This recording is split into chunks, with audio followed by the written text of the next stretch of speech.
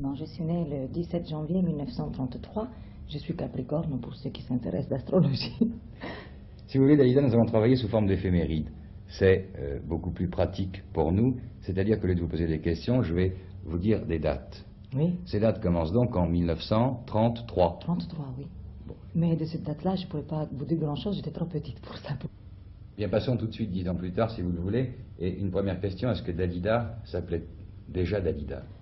Ah non, non, non, elle s'appelait Yolanda Gigliotti, c'est mon vrai nom. Bon, donc vous viviez en Égypte, mais vous étiez de nationalité Italienne, oui, mes parents, papa et maman étaient des Italiens.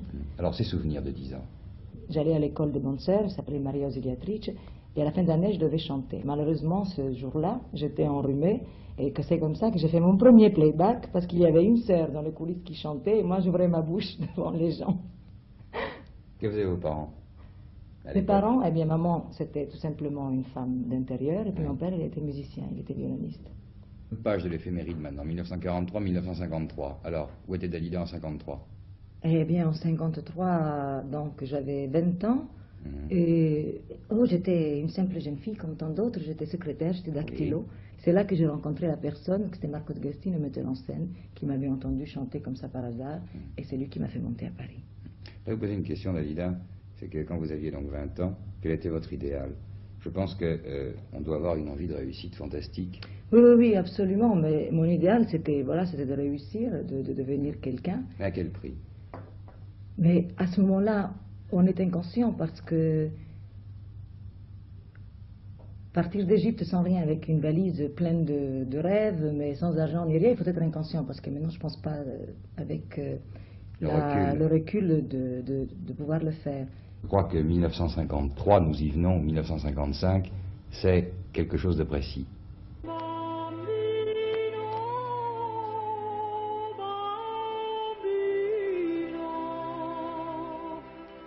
5-6 ans plus tard, il y a eu quand même ce qu'on appelle un trou. Bon.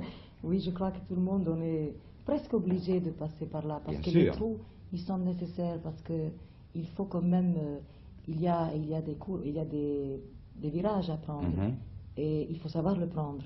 Alors ce trou, c'était vers 1963 à peu près. Oui, c'était l'époque des yéyés, et il fallait bien vraiment nager avec la tête en dehors de l'eau, parce que sinon on serait noyé. Et je crois que le plus important, c'est de rester soi-même, de ne pas faire comme les autres. Et j'ai essayé de rester moi-même.